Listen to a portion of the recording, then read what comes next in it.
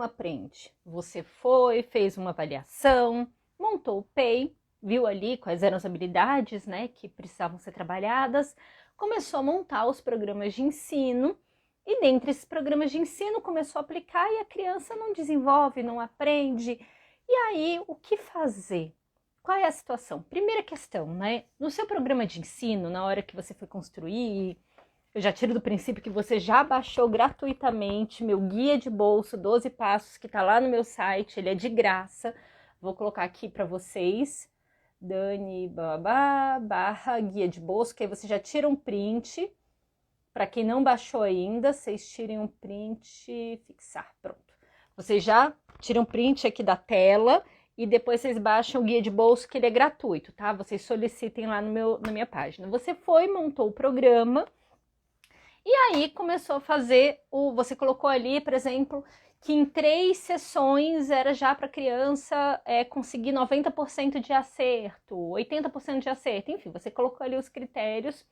E a criança passa 1, 2, 3 sessões, não forma curva de aprendizagem, ela não consegue fazer a habilidade de forma independente.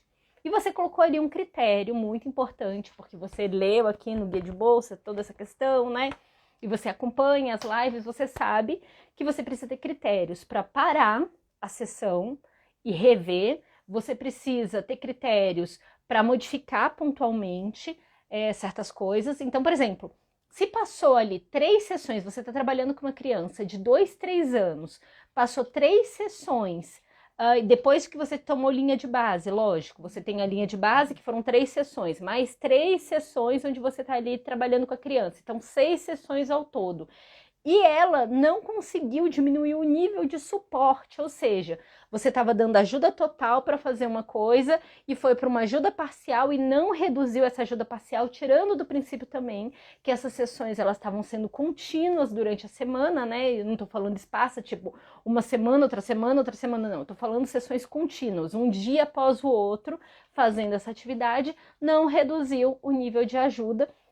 Então, é a hora de a gente rever a situação, né? Tentar entender o que está acontecendo. E aí vem a questão, você fez tudo certinho, você fez tudo como deveria ser, certinho entre aspas, né? Porque eu vou explicar para vocês essa questão do certinho com a complicação, né? Você avaliou, você verificou e a criança não está formando. Nós temos que analisar as contingências envolvidas nessa atividade para entender o que possivelmente está atrapalhando essa aprendizagem. E aí, se você faz parte do nosso grupo Terapia em Casa, eu postei, eu não, né? A equipe, né, postou, porque eu acabei desenvolvendo, mas assim, a equipe postou esse manualzinho aqui para vocês que eu vou mostrar aqui. Vamos lá. Aqui, ó. Aqui, ó. Isso daqui que é avaliação de habilidades sociais lá do nosso grupo. E nessa avaliação de habilidades sociais, vocês vão ver uma questão que aqui, ó, aqui você vai, instrumentaliza, blá, blá. Tem essa parte daqui que ela é muito importante para vocês se questionarem na hora que a criança não está desenvolvendo, né? Então aqui, ó, tem essas perguntas. Apresentou dificuldade na manutenção da atenção e concentração nas atividades? Apresentou dificuldade para lembrar a instrução apresentada? Flexibilização, controle inibitório?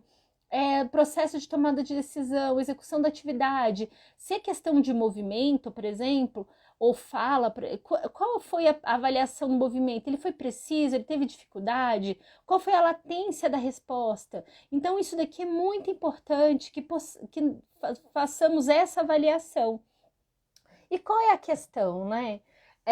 Porque muitas vezes a gente considera só o autismo, mas o autismo é um transtorno extremamente comórbido. Nós sabemos que, por exemplo, dentre ali, né, tem aquela pesquisa lá de 2019 que trouxe que 66% dos autistas trouxeram, eram 658 crianças, 66% tinha uma outra comorbidade e desses 66%, 81% tinha TDAH. Só para vocês terem uma noção, como o autismo é comórbido. Então a gente tem que olhar as coisas fora da caixinha. Então, às vezes, a forma que a gente vai trabalhar com o nosso aprendiz, nós vamos ter que diminuir a quantidade de estímulos, por exemplo. Então a gente tem que olhar essa qualidade da resposta.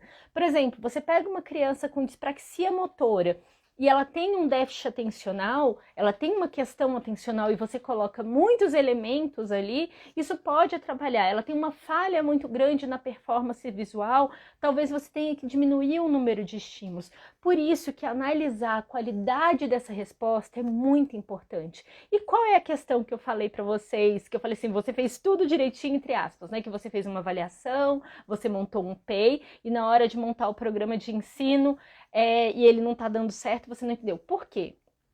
Os nossos processos avaliativos hoje em dia, eles estão sendo muito... Eles não são dinâmicos. Isso daí é uma grande falha. Por quê? A gente tem que avaliar, muitas vezes o profissional tem que avaliar logo para poder seguir, construir um PEI, porque tem toda uma questão financeira envolvida, né? Tem toda uma questão de estrutura envolvida. E às vezes a gente perde essa avaliação dinâmica ao longo do tempo. Essa avaliação onde a gente vai ficar olhando a qualidade da resposta desse aprendiz ao longo do tempo, vendo onde estão essas possíveis falhas para poder desenvolver esse programa de ensino mais personalizado possível. Então, a maioria desses programas, eles vão dar certo para a maior parte dos aprendizes, mas vão ter os que não vão conseguir desenvolver também, e aí nesse momento que a gente vai fazer? Parar, olhar essa qualidade dessa resposta e personalizar ainda mais esse programa, né, Evelyn? Era o que já tinha que ter sido feito desde o início, né? Então, é justamente isso, gente. Nós vamos, quando acontece esse tipo, a criança não está desenvolvendo no programa, primeiro, você já definiu lá a quantidade, os critérios para você dar uma avaliada no programa. Então, se a criança tem ali 2, 3 anos de idade, esse programa ele tem que ser revisto rapidamente. Você não pode passar muito tempo para você rever, porque é esperado que essa criança desenvolva rápido. Com 2, 3 anos, 2, 3, 4 anos de idade, ela tem que estar aprendendo muito rápido. Se ela não está aprendendo rápido nesse programa, e quando eu falo aprender rápido, gente, eu não estou falando que em uma semana essa criança vai ter essa habilidade de forma fluente. Não é isso que eu estou querendo dizer. Eu estou dizendo em reduzir o nível de ajuda, nível de suporte nessa atividade. Então, se você estava dando uma ajuda total ali, em uma semana é esperado que você já esteja dando uma ajuda parcial com essa faixa de idade. Até ali uns 4 anos. Então, não sai som, sai da live e volta. Quando tá dando esse problema, se tá dando problema no som, basta você sair da live e voltar, que o som aparece, normalmente dá certo comigo quando tô assistindo a live dos outros. Ok, gente, entendemos. Ô, Jéssica! Olha aqui a Jéssica Fono, querida. Então, eu vi, Jéssica, que legal. Eu recebo notificação de todas as compras, eu vi na hora. E aí, gente, o que acontece? Na hora que for, você viu ali os critérios, ok, a idade, então você levou em consideração tudo isso. E em tantas sessões que você colocou ali como critério para o seu aprendiz, levando em conta os marcos de desenvolvimento, ele não está formando curva de aprendizagem, não está reduzindo o nível de ajuda, é hora de reformular esse programa. E como você reformula esse programa, que é a dúvida dos profissionais? Que aí fica aquele negócio de pegar o programa de ensino, aqui a Renata, querida, a doutora Renata, aqui, a doutora Renata Ferreira, querida, gente, ela tem um conteúdo muito, muito bom mesmo. Vamos lá olhar os programas de ensino que tem que ter. Aqui, ó, nos programas de ensino, que tá aqui no guia. Aí a pessoa fica perdida e começa a querer fazer variações aleatórias. Fala, eu vou mudar o reforçador, porque todo mundo acha que a culpa é do item de preferência da criança. O item de preferência que não tá legal, mas às vezes o item de preferência, a criança gosta desse item de preferência, o negócio é que ela não tá entendendo nada da atividade.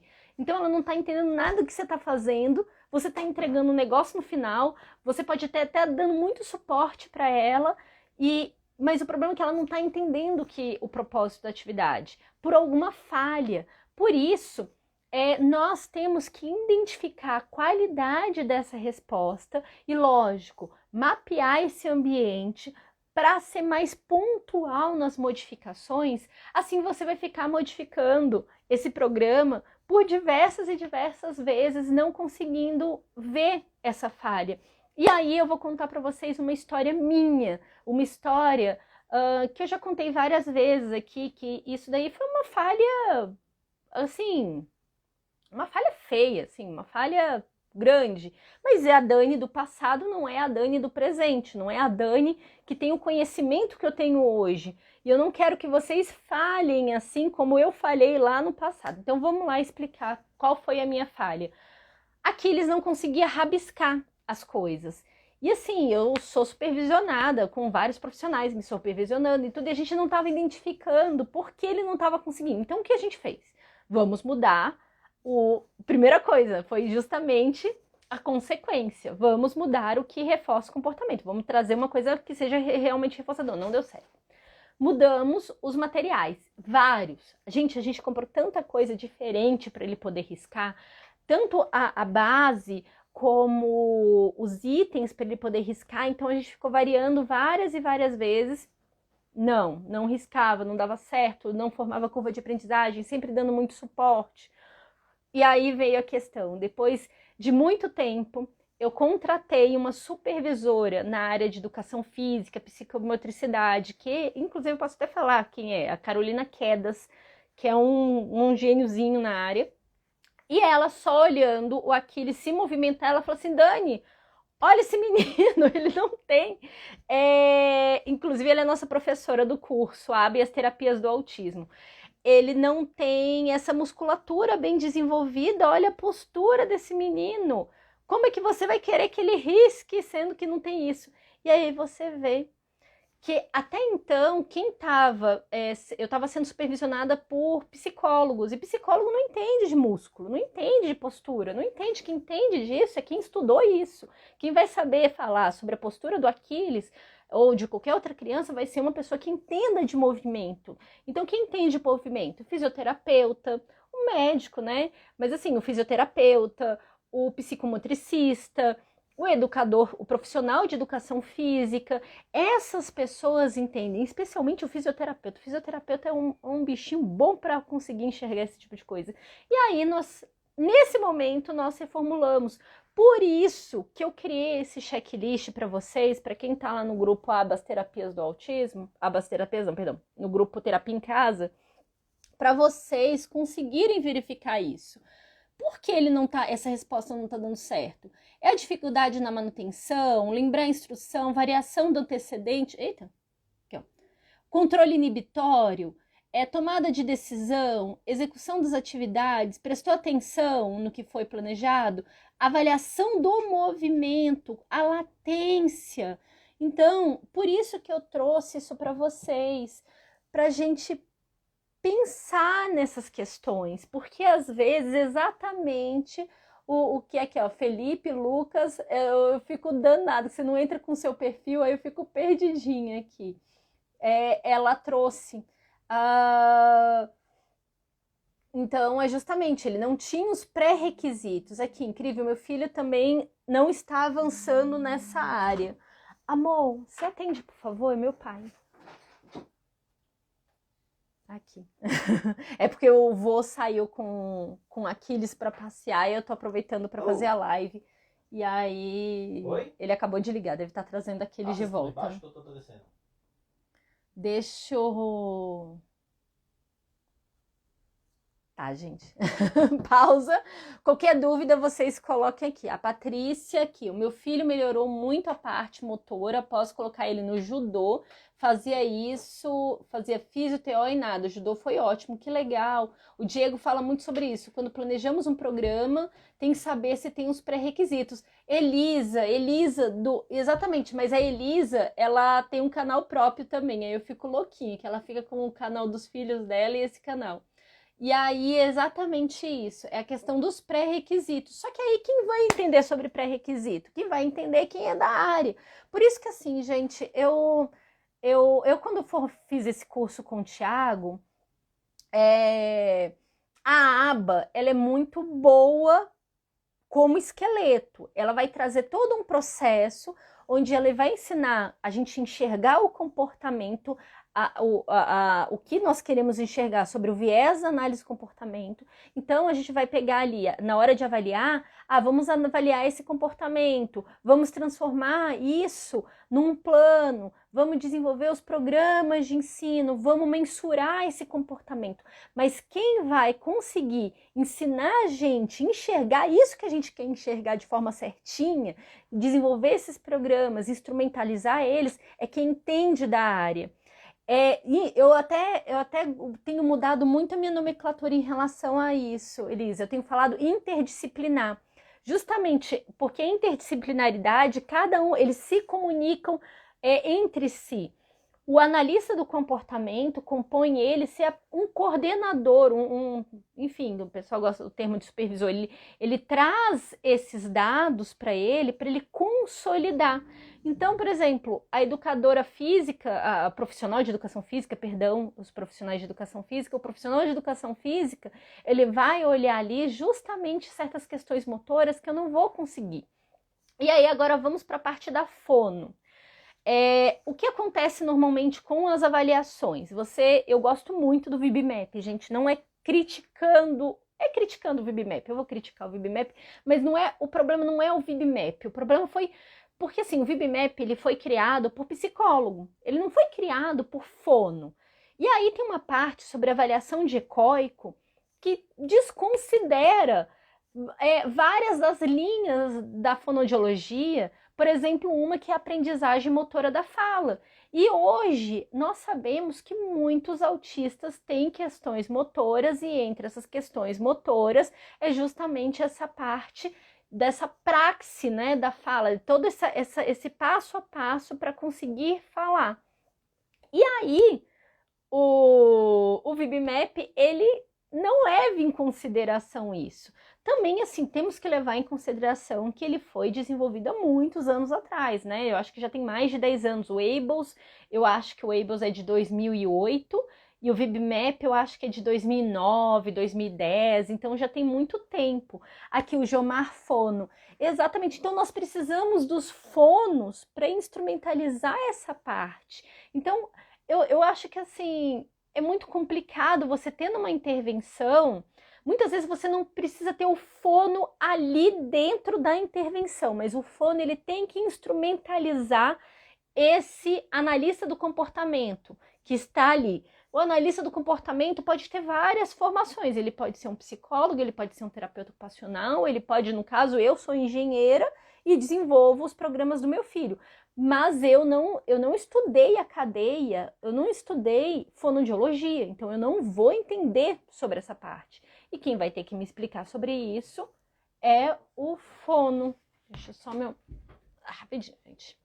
Pronto, pode passar. Então, é exatamente isso. Essa que é a nossa complicação, que o fono, ele que vai instrumentalizar essa parte. Então, vamos lá. A criança, você vai pegar ali no VibMap, ele vai ser muito direto. Fala, você pega o Ables. Vamos pegar o Ables, que o Ables eu tenho mais de có. Vou até pegar aqui, que eu tenho uma cópia dessa parte de ecoico do Ables, que aí fica até mais justo, que eu não falo besteira com vocês. Não, tô com o VibMap aqui, melhor ainda. Imprimiu a tese da Martoni, tô com ela bem aqui. Gente, cadê a parte de... Esse aqui é o ouvinte. Tem só a parte de ecoico. Não tô achando. Ouvinte... A tese da Martoni é a melhor coisa. Vocês têm que baixar. Eu já mandei não sei quantas vezes no grupo a tese da Martoni para que vocês estudem, tá bom? Então, sempre tô mandando lá no grupo porque é meio que obrigação para quem quer entender sobre o VibMap. E outra pessoa que ensina muito sobre VibMap é a Larissa, do Confabular. Quem quiser entender mais sobre VibMap, mais profundamente sobre VibMap, é a Larissa do Confabular. Aqui ela tem um curso muito, muito bom mesmo. E ela faz vocês pensarem fora da caixinha. Todo mundo elogia, gente, impressionante. É um curso muito bom.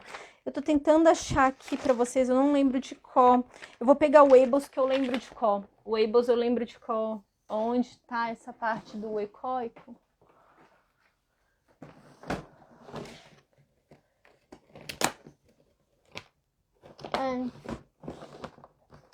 Complicação minha aqui. Tem tanto tempo que eu não vejo isso daqui. Eu já tenho decorado tanto dessas coisas na minha cabeça, mas isso daí em especial não tem. Não tô conseguindo achar agora, não. Tô deixando cair tudo no chão. Tô fazendo uma confusão aqui. Aqui, vamos lá. Então, vamos continuar aqui. Eu vou mandar lá no grupo novamente essa questão da tese da Martoni. Deixa eu ver aqui a questão do Weibull que eu tava querendo. Eu vou olhar aqui no meu computador. Aí eu vou discutindo com vocês essa questão do Weibull.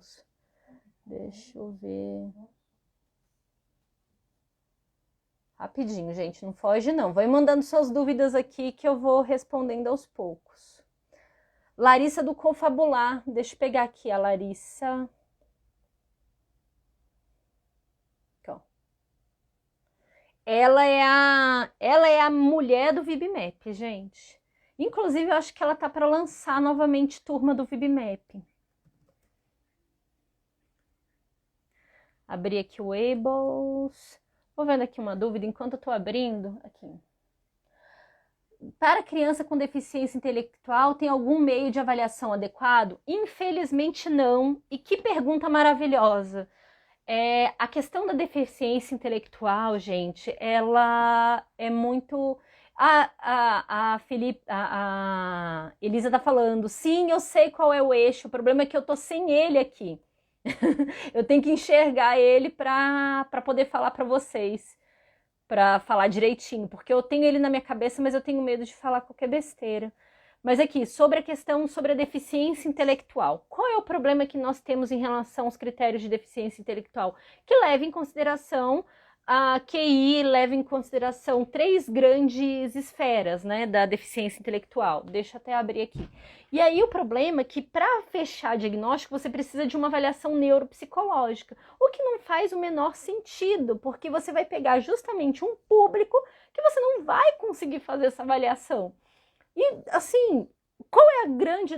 isso daí é uma questão minha, tá, gente? Pelo que eu estudo sobre deficiência intelectual, qual é a grande questão da deficiência intelectual?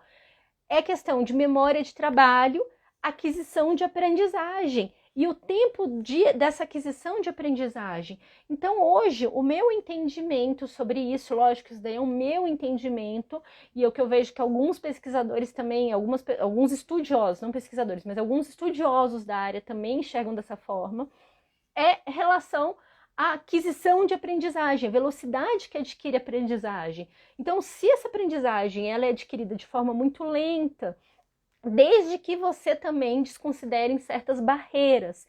Então, você trabalhou essas barreiras, você está... certas questões, né, do indivíduo, você está dando essas oportunidades de ensino e essa aceleração dessa aprendizagem, ela é lenta. Então, assim, caracteriza a questão da deficiência intelectual. Mas, como eu estou te falando, isso não é critério diagnóstico, não é. O que eu estou te falando não é critério diagnóstico. Isso é do meu sovaco, basicamente, né? Eu estou dando o meu ver em relação a isso. Então, vamos lá pegar... Eu estava falando para vocês sobre o Weibull, por exemplo. O Weibull, ele chega e fala assim, ó, imitar sons quando solicitado. É o primeiro item. E aí ele dá como exemplo, o aluno irá imitar o som quando você fale, blá, blá, blá. Aí depois ele segue que imitar uma sequência de sons alternando o modelo. Ok, o Weibull, ele até consegue fragmentar um pouquinho mais. Engraçado que ele até um pouquinho imitar o início das palavras e tudo. E aí depois ele dá um salto, onde ele já começa com a... Cadê? Palavras com consoante. Aí ele começa consoante, vogal, consoante. Vogal, consoante, vogal. Ele começa a colocar uma série de hierarquia que não faz muito sentido quando a gente começa a pensar em aprendizagem motora da fala. Então esse que é a grande treta que tem quando a gente vai olhar simplesmente esses instrumentos que não foram criados por fono, por exemplo, porque o fono ele vai identificar essas barreiras. Outra questão também, a avaliação do fono, ele vai olhar, por exemplo, qual é o primeiro dever de casa que muitos fonos que têm essa formação na aprendizagem motora da fala, eles pedem para os pais?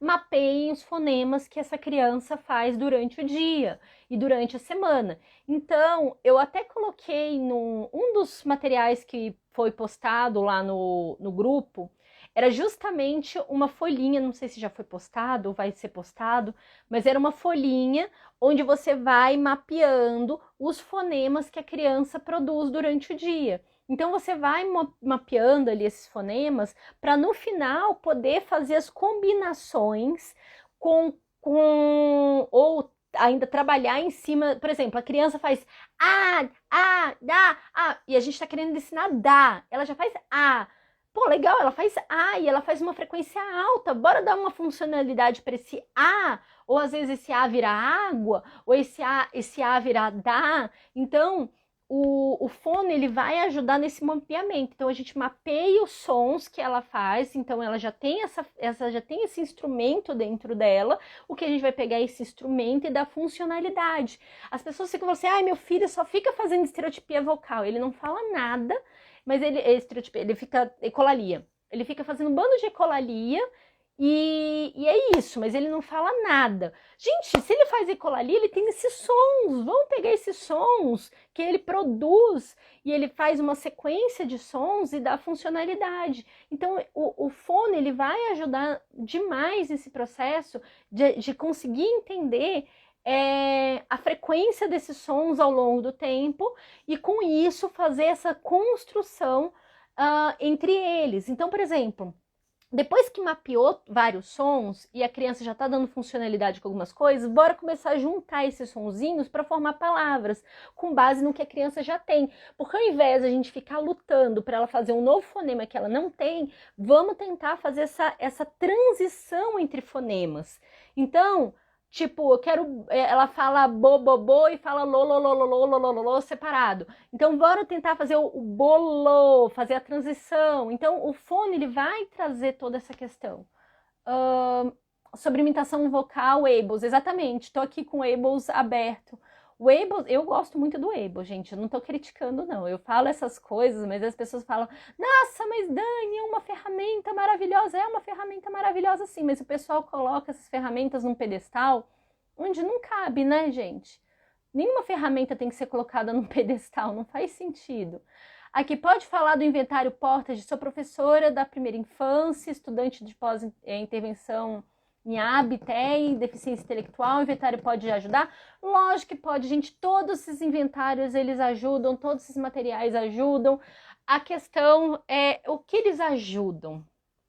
Eu nunca me senti presa a nenhum deles. Primeiro, porque eu não me sinto presa a nenhum deles? Nenhum deles são 100% traduzidos, validados para a língua portuguesa. Então, assim, isso é a primeira coisa que não me prende.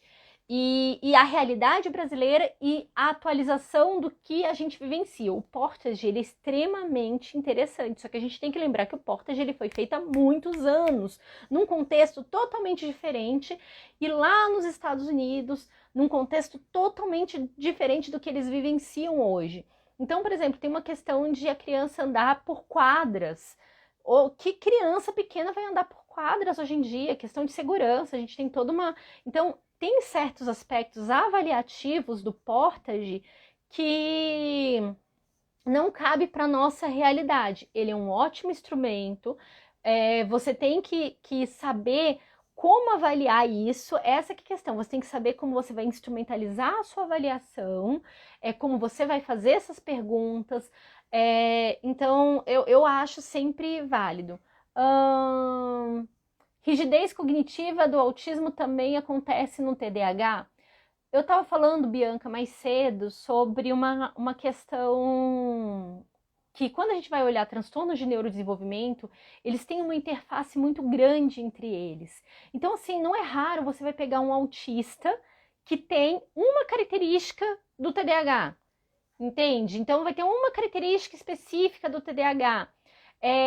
Por exemplo, a questão de impulsividade, que é o meu caso. Eu sou uma pessoa impulsiva, eu não fecho o TDAH. Se você pegar o TDAH e fizer a avaliação comigo, eu não vou fechar TDAH, eu não tenho déficit de atenção, mas eu tenho impulsividade.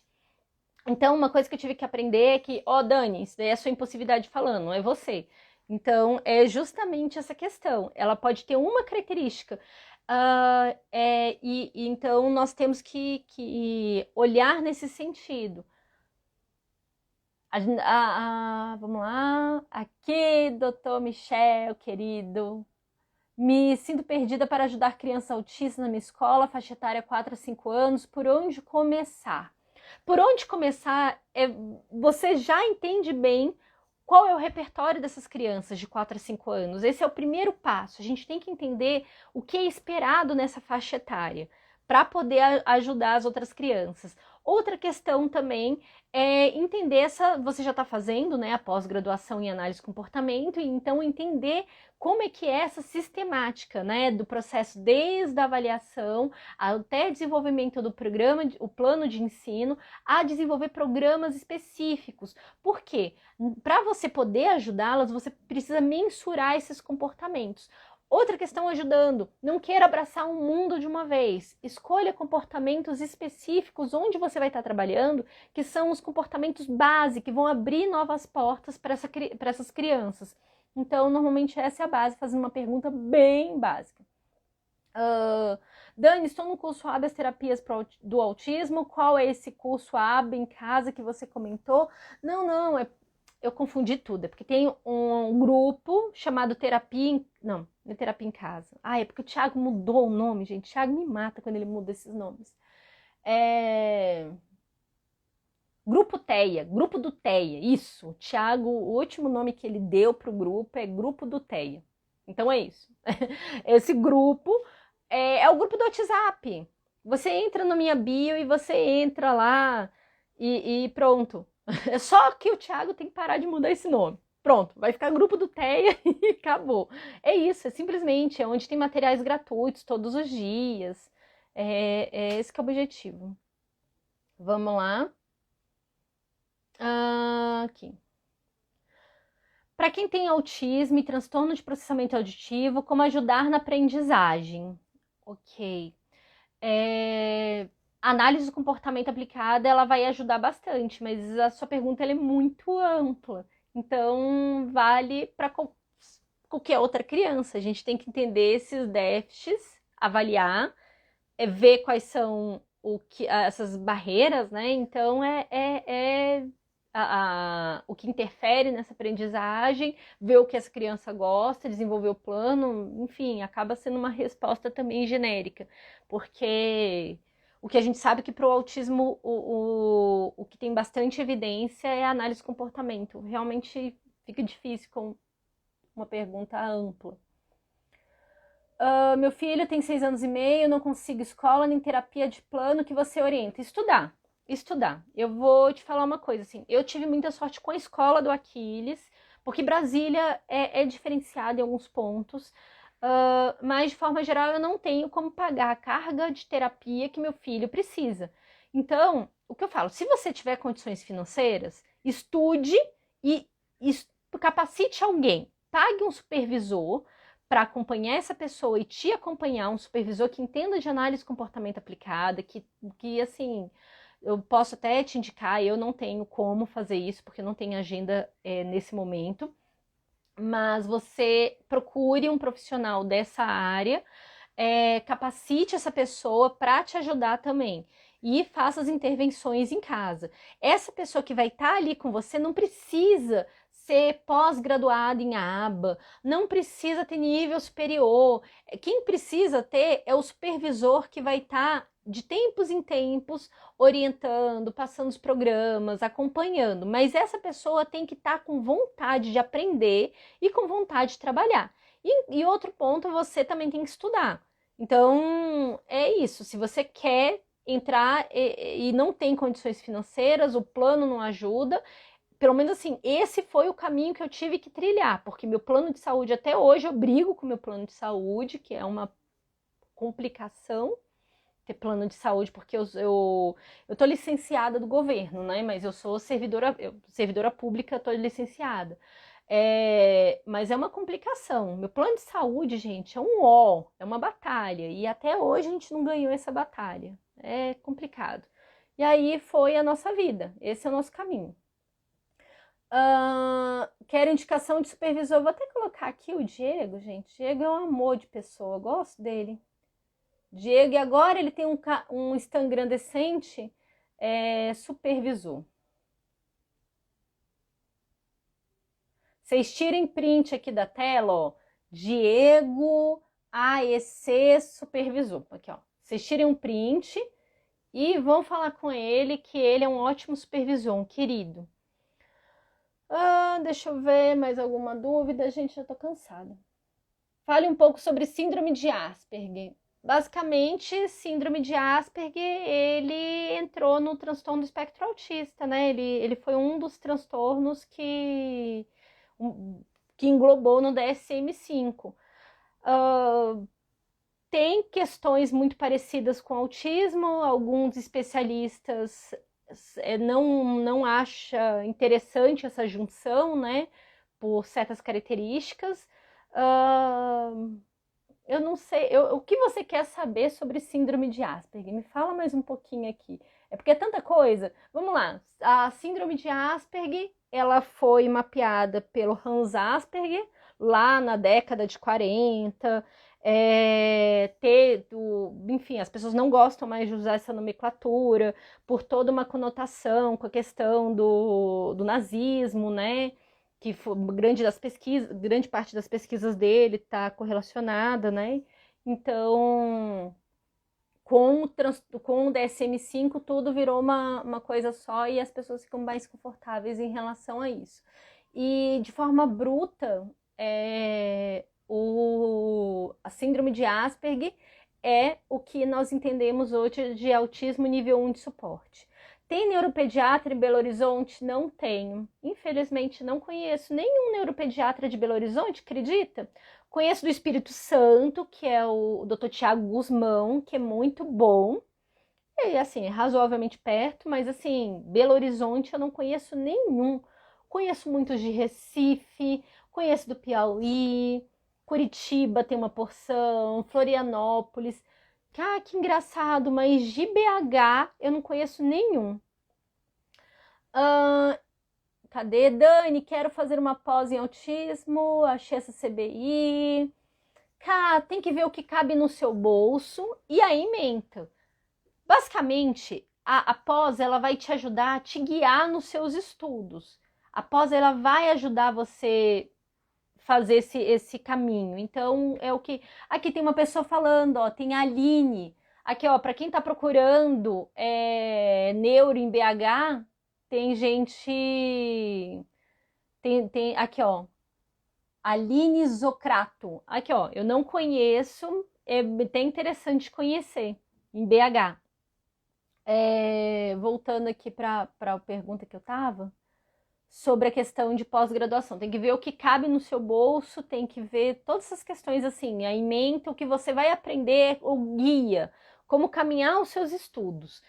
Pós-graduação é isso, a pós-graduação ela te dá um caminho, o resto você vai estar tendo que buscar sozinho, aprender sozinho. Se você depender da pós-graduação para aprender análise do comportamento aplicada, não faz sentido. A aplicada tem que estar aplicada de forma clara.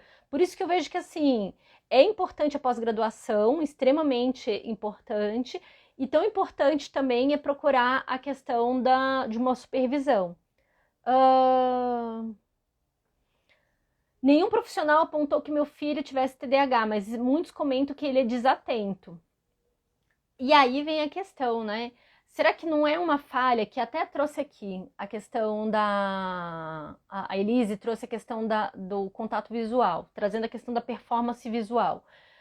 o autismo falha muito, né? A questão de performance auditiva e visual. O que vem a ser essa performance? Fulano chama aqui, ô Dani, aí eu olho, rastreio visualmente. O que vem a questão da atenção do TDAH? A pessoa se concentrou numa coisa, aí começa a fazer uma atividade, vai para outra, vai para outra, vai para outra, tem um salto entre a atenção em várias coisas.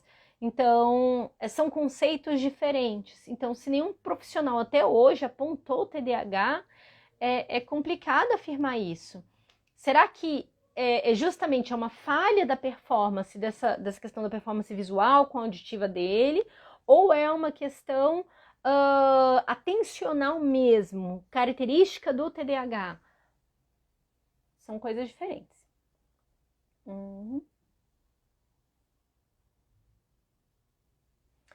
Quando ele não está evoluindo, o Aquiles ele completa o TDAH. Essa questão, o Aquiles ele não você vai pegar ali os critérios diagnósticos do TDAH, porque o TDAH é um grande guarda-chuva, né? Não diferente do autismo. O autismo é um grande guarda-chuva de coisas. O TDAH é a mesma coisa. O Aquiles ele completa. Ele tem a questão do déficit de atenção, que é extremamente acentuado, o déficit de atenção dele, justamente essa questão de estar com uma atenção numa coisa, vai para outra, vai para outra, vai para outra. A questão, por exemplo, essa fragmentação da atenção, a questão da impulsividade dele, pega muito a impulsividade. Então, ele completou isso e ao longo do tempo nas intervenções vão ficando mais claras, porque dos dados todos colhidos a gente levava sempre para neuro. Que toda criança tem prejuízo no contato visual. Eu sou autista e olho nos olhos, mas eu não performo. Entendam o seguinte: contato visual, eu não gosto desse termo contato visual. Eu tenho até arrepio quando as pessoas ficam falando sobre contato visual. Porque ninguém fica olhando o olho do outro. O negócio é falhar a performance visual.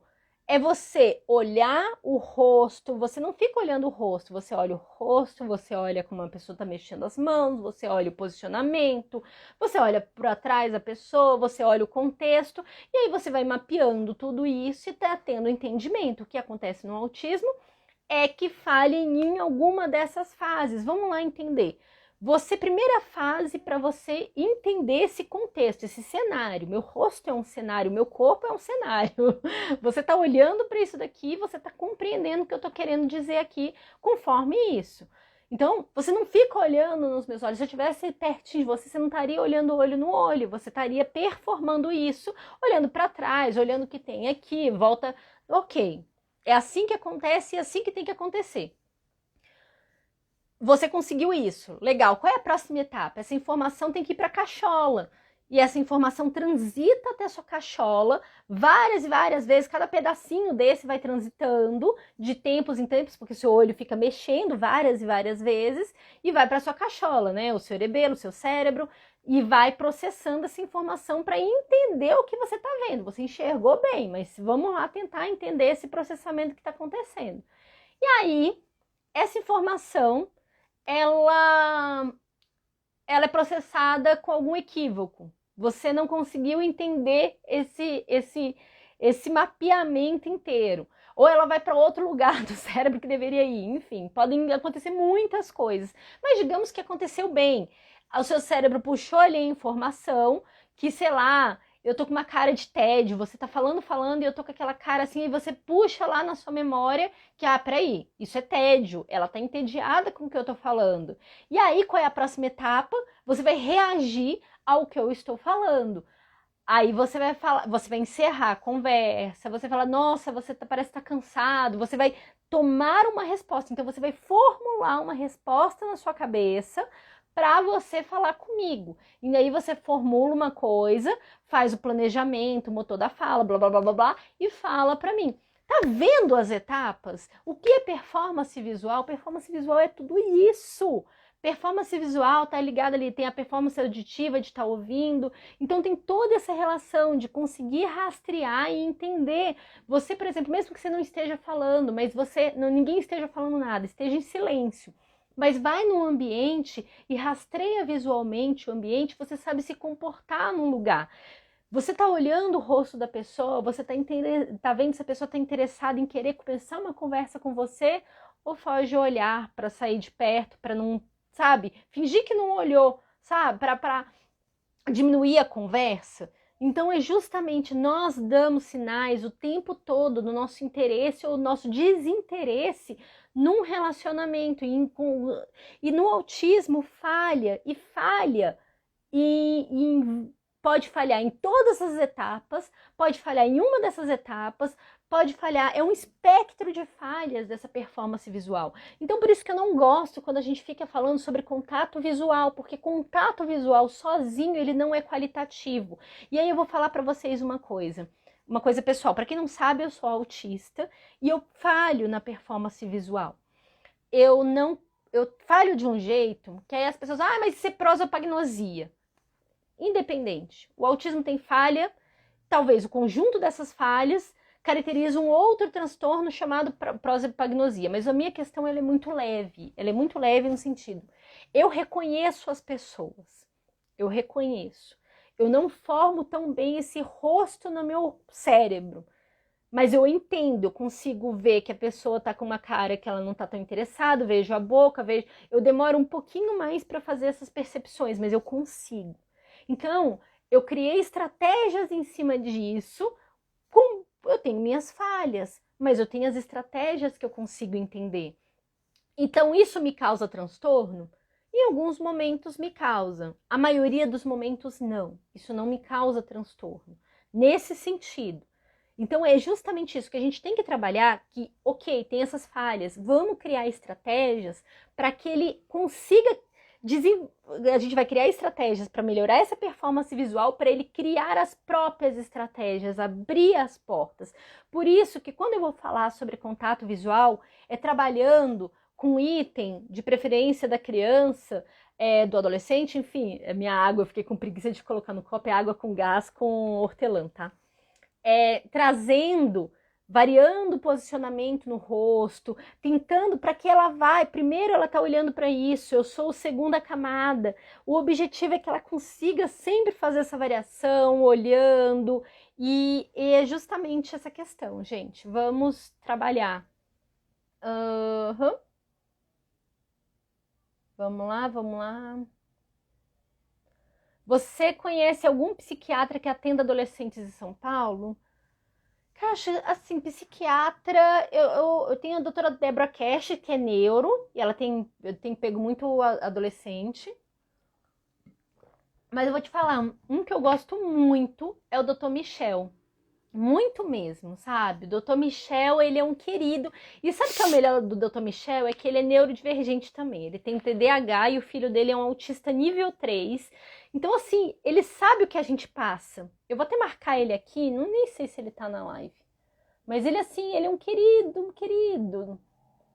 E ele pensa meio igual a gente, sabe? Então eu gosto dele, eu queria que ele fosse meu psiquiatra. Mas ele não topa ser meu psiquiatra, não. Eu tô cansada desse negócio de ficar amiga desses profissionais. Porque eu viro amiga deles e eles não querem me atender. Fale sobre neurofeedback, nem corro risco de falar sobre isso, gente. Não corro porque as pessoas ficam pedindo para eu falar sobre neurofeedback. Primeiro, o que eu estudei sobre neurofeedback? Eu sei que não tem evidência para autismo. Tem se mostrado evidência para TDAH. Só que qual é o problema do neurofeedback? Exige um repertório da pessoa. Então a pessoa tem que ter um certo repertório para entender a questão do neurofeedback. Tem evidência para esse caso, para esse público? Tem evidência para esse público para TDAH. Para autismo não tem evidência. Para as questões comportamentais do autismo, para a questão, se eu me lembro, atencional, dentro do TDAH, dentro desse repertório específico, tem se mostrado evidência. É o que eu sei. Acabou. Pronto. Esse é meu conhecimento sobre neurofeedback. Dani, bom dia. Maria da Conceição, Caldas Novas, Goiás. Dicas de como montar uma alternativa para trabalhar na sala de aula com autismo severo, Fundamental 1. Ok. É um autista severo. Assim, é o que eu falo, gente. Tem que saber o repertório dele, tem que saber quais são as dificuldades dele, para a gente saber o que vai trabalhar. O importante, quando você vai trabalhar em sala de aula, você está recebendo esse aluno, é segurança. É a segurança dele e a sua segurança também, tá, gente? Porque uma coisa que eu falei muito no curso com o Thiago é vestuário. Primeiro, você vai trabalhar com uma criança, um adolescente que você não conhece, que você não sabe o histórico, se ele tem comportamentos violentos e tudo. Gente, enfim, os pais às vezes têm vergonha de falar ou tem medo do profissional negar de atender, o professor negar de atender, então ele prefere não falar nada. Ah, não, meu filho é tranquilo e tudo. É medo, porque as pessoas não ficam. Então, se você fez anamnese, os pais não relataram nada, primeiro dia de aula é trabalhar assim, ó, coque, roupa que não seja muito solta e também nem muito presa, mas uma roupa que essa minha roupa aqui, ela é péssima. Puxou aqui, já mostrou demais. Então tem que ser uma roupa segura para você trabalhar e que você consiga manter a segurança desse aprendiz. Esse é o primeiro passo. Pronto. Daí por diante, tem que entender qual é o repertório, tem que entender o que está interferindo na aprendizagem dele, porque é o primeiro passo a gente trabalhar com o que está interferindo na aprendizagem, trabalhar conexão, ambientação. Trabalhou essa fase? Ok, aí a gente vai à aprendizagem de repertório e no nosso grupo Habeas Terapias, não é grupo Habeas Terapias, Thiago, Jesus, qual é o nome do grupo? Grupo TEIA, vou colocar isso na minha cabeça, grupo TEIA, grupo do TEIA. No grupo do TEIA, nós temos uma apostila que fica na descrição do grupo. Você entra no grupo do TEIA, entra no meu link da bio, grupo do TEIA, clica nessa descrição do grupo do WhatsApp lá, que você vai ver, tenho uma apostila onde eu ensino sobre essas interferências, né? Como montar essas estratégias para você ir se conectando com o seu aprendiz, e nós temos uma aula sobre isso gratuita, tá bom? O Aquiles, gente, essa questão. Nossa, eu tenho que até voltar na doutora Ellie. Todas as medicações que a gente tentou para a questão do TDAH do Aquiles piorou a agitação psicomotora. Foi super complicado.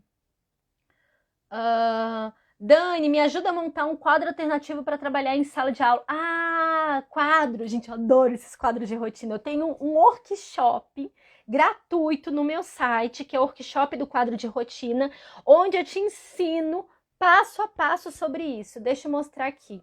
Eu fiz isso, gente, eu vou criando essas coisas, porque as pessoas vão me perguntando e eu canso de responder, sendo bem sincera. E aí eu tenho esse workshop, deixa eu mostrar aqui para vocês.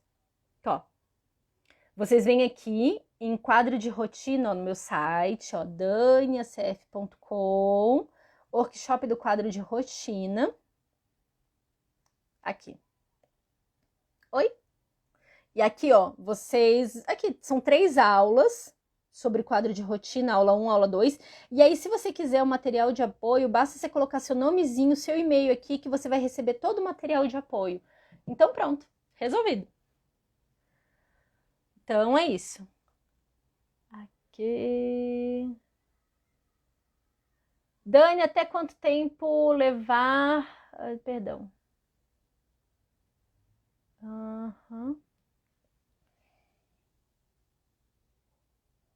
Dani, até quanto tempo devo aplicar um ensino para um autista? Uau, meu bem! Essa live é para você. Essa live é para você. Adorei sua pergunta. Eu vou até falar de novo, que eu acho que eu vou fazer um recorte dessa parte. Vamos lá. A Regiane perguntou: Dani, até quando devo aplicar um ensinamento para um autista? Exemplo, estou ensinando a falar nome de bicho e ele sabe, está começando a falar. Legal, muito legal. Você conseguiu ir para o primeiro estágio da aprendizagem, que é a aquisição. Nós temos hoje, eu sou muito de uma linha que nós temos que seguir para a próxima etapa do programa quando o nosso aprendiz adquire a fluência. Ou seja, Vamos lá para andar de bicicleta. O exemplo de andar de bicicleta. Ele acabou de andar de bicicleta, o exemplo que você me deu, que você me trouxe, é como ele estivesse andando de bicicleta com rodinhas. Qual é a próxima etapa? Tirar as rodinhas dele. E depois dessa etapa? É ele fazer isso em vários ambientes. E depois disso, que é a generalização, é ele ficar um tempo sem fazer e fazer de novo.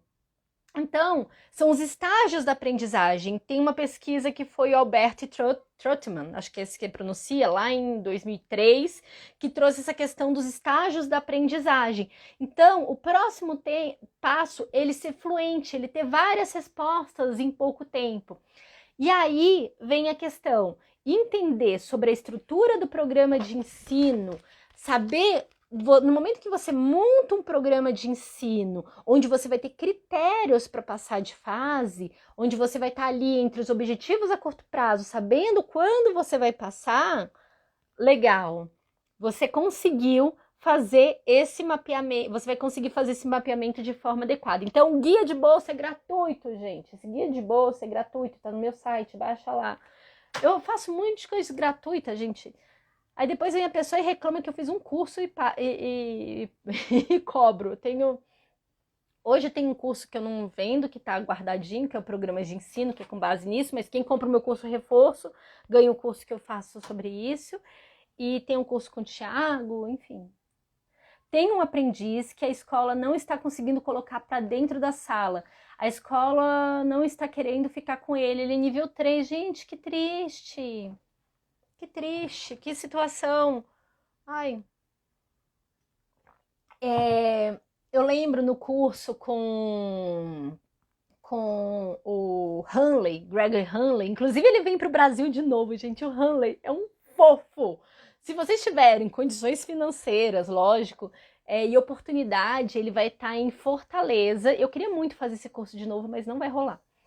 E ele deu um exemplo muito legal de um aprendiz dele que era desse jeito. Que justamente essa questão não entrava em sala de aula e tudo, e ele fez toda uma estratégia desenhando essa questão do ambiente de ensino, onde ele trouxe o aprendiz colocando uma mesinha com itens de preferência. Então, ele queria ficar mais tempo ali. Aí, o momento que ele tinha que sair da sala de aula era o momento que ele tinha que abandonar isso. Então, ele foi aumentando a tolerância do aprendiz ficar na sala, assim. Só que nós sabemos que tem outras questões. Tem as questões sensoriais, por exemplo, da sala de aula. Será que ele não aceita? Será que não tem uma questão sensorial? O barulho das outras crianças, a agitação? Eu tenho uma questão muito grande, gente. Isso daí falando como pessoa autista para vocês, tá, gente? Isso daí é uma coisa minha. Eu não tenho problema com muitas pessoas se movimentando e nem fazendo barulho. Meu cérebro desliga. Eu tenho problema quando muitas pessoas estão exigindo a minha atenção. Por exemplo, vamos lá. Na época que eu estava estudando para concurso, eu decidi o concurso que eu queria passar e eu passei 3 meses indo para a praça de alimentação de shopping para estudar. Por quê? Eu me concentro mais com muito barulho. Então, quando tinha muitas pessoas se movimentando, se mexendo e falando, blá blá blá, eu me concentro muito, a ponto que assim, parece que as pessoas deixam de existir. É muito louco isso que acontece no meu cérebro, mas é assim que acontece. Tem muitas pessoas e as pessoas não estão exigindo de mim. Mas se eu vou para o encontro de família, onde as pessoas começam a me cumprimentar muito, a falar muito comigo, aí vira um problema. Aí vira um problema porque começa a demandar muito de mim e aí eu não consigo, aí eu canso. E na escola é justamente isso, são várias pessoas demandando ele o tempo todo. É o coleguinha que pega uma coisa, é o outro que quer mexer. Então tem toda essa questão assim envolvida. O que eu vejo como solução, às vezes, é a técnica do Hanley com aproximações sucessivas, esse esquema de reforçamento e talvez verificar essas questões sensoriais. Qual é o site? O meu site é super simples, gente, é daniacf.com. daniacf.com, tá aqui, ó, daniacf.com, guia de bolso, tira um print dessa tela, aqui, ó. Tirou? Tá bom, pronto. Tirou print. A Kátia, querida. Kátia, muito querida. Meu filho é autista, 5 anos, aprendeu agora sem rodinha. Ai, que maravilha. Gente, eu tô com tanta dificuldade para ensinar o Aquiles a andar de bicicleta. Tanto, tanto, tanto. Eu vou ter que... Eu tava na esperança que eu ia conseguir ensinar ele. Eu tinha essa esperança, sei lá, às vezes a minha arrogância, eu não sei. Mas eu vi que eu vou ter que contratar um profissional para conseguir. Gente, Instagram vai me... Curso de aba gratuito tem no meu site também. Você tem que se cadastrar. O Instagram vai me expulsar em 17 segundos. Deixa eu ver. Mais alguma questão? 10 segundos. Ai, vou tirar um print aqui. Eu vou ser expulsar. O Instagram só tô colocando uma live. Só 1 hora de live. Gente,